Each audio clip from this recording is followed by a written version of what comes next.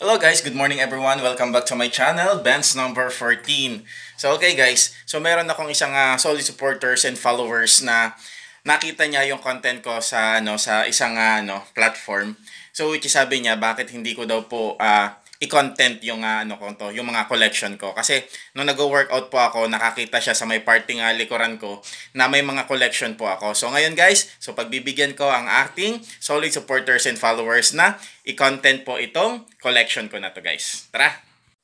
At bilang tugon sa special request ng aking solid supporters and followers, ito po yung nakita niya dito po sa may parting likuran ko nung ako po ay nag-workout na ikinontent ko po guys sa aking pong account. So ito po ay mga currency ng iba't ibang country. So nandyan po yung mga papers, which is meron din po dyan mga coins guys, na mga currency na galing po sa iba't ibang bansa, which is meron po dyan tayong US dollar, Saudi Riyal, Qatar Riyal, UAE Dirham, Singapore Dollars, Euro, Bahrain, and then of course guys, marami pang iba at hindi po dyan mawawala ang Philippine Peso na mga luma na po nating mga currency. So ayan guys. So ito po yung nakita ng aking solid supporters and followers. At bukod po dyan guys, so nandito pa rin po ang isa sa pinakaiingatan ko, ang sketch na regalo sa akin ng kaibigan ko taong 2016 nung ako po ay nagwo-work pa po sa UAE Abu Dhabi guys. So yan guys, tama po kasi narinig ninyo, kaya po ako nakaipon ng currency kasi nag-work po ako OFW for decades po guys. At ito rin, so natuwa din siya dito. So actually guys, hindi ito lahat sa akin na. So ikinumbine ko na lang po lahat ng mga achievements namin. So ayan. So syempre, hindi po dyan mawawalan kahit papano ang inyong lingkod, guys. At hindi rin po dyan mawawala ang mga tropeyo ng pagkilala. So, nung nag-aaral pa po tayo niyan, nung college and high school, guys. So, doon po nag-start yung pagkakaroon ko po ng confident level. So, mula noon hanggang ngayon is pinakaiingatan ko po ang mga achievements na ito. Kasi sabi nga, once in a lifetime lang yan, guys. So, magiging treasure mo na lang yan pagdating ng araw. At walang value po ito sa iba. So ikaw bilang isang tao, bilang ikaw mismo, yung nakaranas kung paano mo ito makuha, kung paano mo ma-achieve yung mga yan. So ikaw mismo ang magva-value sa sarili mo sa pamagitan ng yan.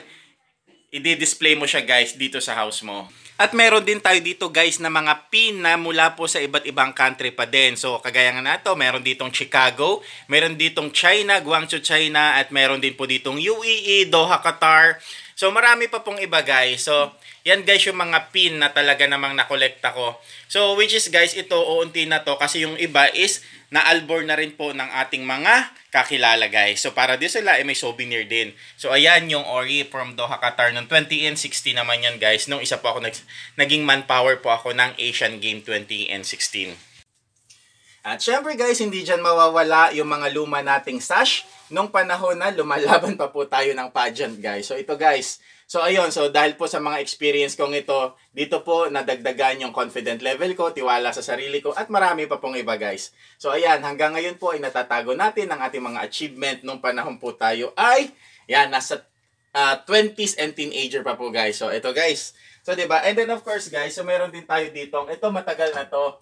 So nangungulik din tayo guys ng mga yan stop toy which is Avenger guys, Avenger Squad. So marami ng mga pamangkin ko na gustong hingin to guys, pero syempre guys hindi ko talaga siya binibigay. So syempre dadagdagan pa natin ng mga itong klase din, which is ito guys, binili ko siya sa UAE pa rin po guys. So pinadala ko na lang siya dito kasama po ng mga bagahe ko before yon. So okay, so may mga nakolek na rin po ako na iba pang mga Avengers. So kaya naman, so ayun, nakatago lang din siya, nasa box siya, di ba? So ayun.